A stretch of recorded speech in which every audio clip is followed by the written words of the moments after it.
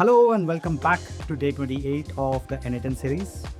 So far in this series, we have seen how do we connect with OpenAI, Perplexity, Gemini, WhatsApp, Google, Gmail, and a lot more. But what about the internal options that we have within N8N? Because these are the nodes that help us make complex automations look very simple. And it also makes our output much better. So this week is all about internal options that we have within N8N. So let's get started. Okay, so today we are going to cover compression and decompression, HTML to markdown and the reverse, JSON to XML and the reverse, and sentiment analysis. So let's begin with the compression. So the question is, what is compression or decompression? If you have a file, let's say of 10 MB, and you want to compress it to 6 MB or 7 MB or something like that, based on the content, right? Then you use compression. This is like .zip file, .7z, and so on and so forth. Let's see what are the options available within N8N. Likewise, decompression is when you open it from the 7-zip, right? So when you get the file outside the .zip or .7z format. So let's see how this can be done. And for that, we need to have a file in first place. So let's go with form. Yep, that's form. And that's this one. Let's call this as file upload. We need one thing, that is file, and this would be of type file. Multiple files, no. Accepted file types, everything, let's say. I'll click on execute step. Now the form will open up. We have already seen this. I just have to upload a file. Let me upload a 30 MB file and click on submit. You can see that the file is submitted and that has come here in binary format. And the file size is 31.5 MB.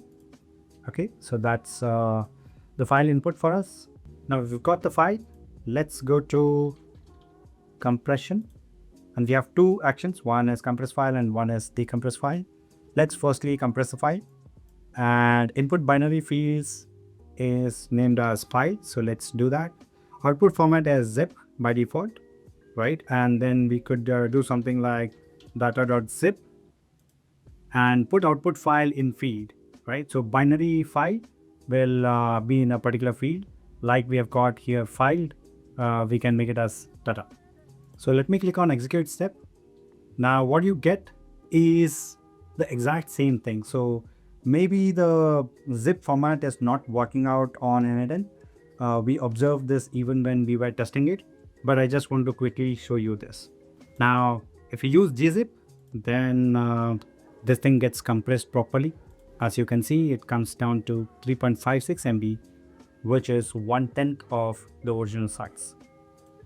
Okay, now you might be wondering what are the use case, right? So if you remember, if you use Gmail, then you cannot send attachment more than 25 MB. And if you have a file like this, which is 30 MB, then you have to compress it before you will be able to send it. Now, similarly, if you get a file which is already compressed, then you want to decompress it, right? So let's quickly first download this to see what is that we have got as an output. So we've got this one. You can see here, this is the PDF file which was already compressed. You can see that this was in a gzip format, right? And this is of 3.39 MB. Okay, now let's decompress the same file. So I'm going to search for decompress and we have this option. Just click on this and this is data output prefix file or whatever you want can be prefixed. Click on execute step and there you go. You get the 31.5 MB file back and that is data.pdf. So this is how you can compress and decompress the files. Like I mentioned, you could use this with Gmail or any other platform to check out how the compressed file goes out, and if you get the file as input, then how do you decompress and get the file to download.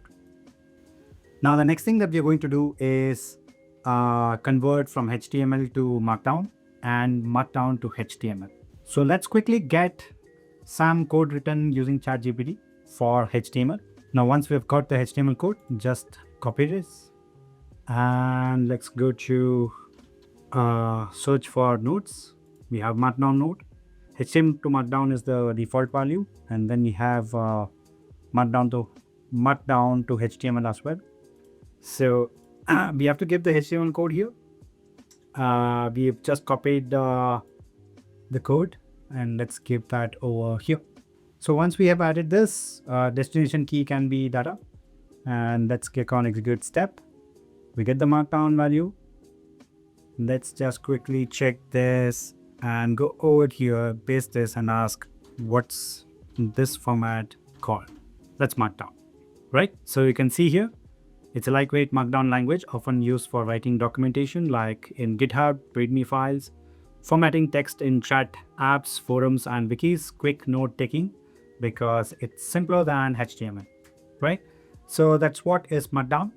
Now we could convert this particular format to HTML. Just in case if you get some input in Markdown, then you could convert that to HTML as well. And the way you do that is exactly the opposite of what we did previously. Let me make this as HTML. Click on execute step. And this is your HTML. Just go here and say in this one is HTML, right? So it's pretty simple. If you get one format, you could convert it to other.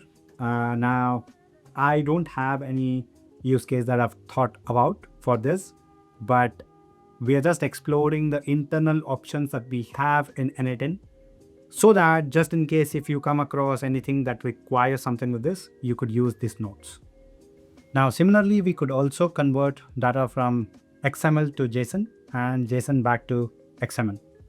And for that, let's go here, search for XML, and we have this one where it says XML to JSON and then property name. So where is the data coming from? So if you go here, name of the property which contains the XML data to convert, right? So for that, what we need is we need a prior node which contains the data, right? And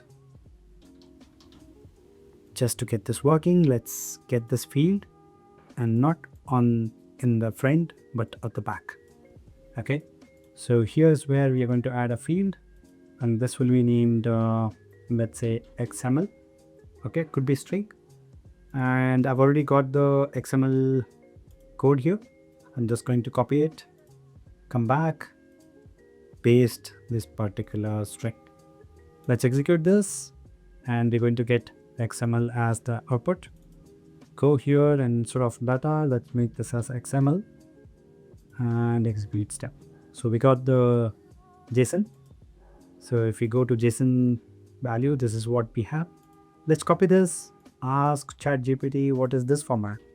What format is this? There you can see that's JSON. Not just that, we can also go and check for JSON online viewer, and let's go with this one. So I'm going to paste the JSON and let's go to viewer. Okay, so there you go. You can see what we've got, right? So we had 3 values if I'm not wrong. Let's quickly go here. And you can see that we had got 3 values. Clean code, Robert C. Martin. 2, the alchemist, Paulo Coelho. And then atomic habits, James Clear. And that's precisely what we've got here. Not just that, we can do the opposite as well, right? So which again, XML, just use this, go to JSON to XML, and data is in XML format. Just click on execute step, and what we get is XML. Let's just copy this. We can check what format is this. That's XML. Now let's quickly check XML online viewer, and maybe this one. your XML code here, and there you go. This is what we had got. One last thing that we are going to do is sentiment analysis. Now, what does that mean? So let's quickly go to sentiment analysis, and we have to give the text for it to analyze, right? So we have sentiment categories, system prompt template, include detailed results, enable auto fixing, batch processing, and so on and so forth, right? Let's ignore all of that, and we have to give text over here. So let me put the input. I love this. Before we execute, we have to use some AI model, and this is not a part of this. So let's get this separately, and let's use OpenAI. We could use any of the models. That's not a problem. I'll just use account 3, which we have been using for a long time, and we get positive, neutral, negative. Okay, so let's execute this, and you can see that it's a positive because I'm talking about loving a product, right? Similarly, if I use I hate this product, let's run this again, and you can see that's a negative one. Now neutral, this product is okay, that's neutral. Now this could be used in your customer support automation or something like that, where the user is talking to your customer support team and you want to understand what is the sentiment of the user. Are they in the positive mode, neutral mode, or negative mode, so that you can take according steps, right? Now you can also have different flows for each of this. Like if their mode is positive, then you have something to do with positive things. If they're neutral, then you could also respond back neutral, or you can try to make their feelings positive. If they're negative, then you could also become a bit more cautious and act accordingly. Now again, we're not talking about the use case, we're just talking about the nodes that is available within N8N, which can enhance your overall automation. That's all we had for today. I hope you enjoyed this video. Again, I know we have not done any use case, but we have covered some of the most important nodes that will help you in the upcoming automation that you will build. And in the upcoming video, we are going to talk about how do we edit images within N8N, which will include overlaying images, changing the width and height of the image, adding text to it, and a lot more. So you do not want to be missing this video. I will see you tomorrow. Thank you for watching.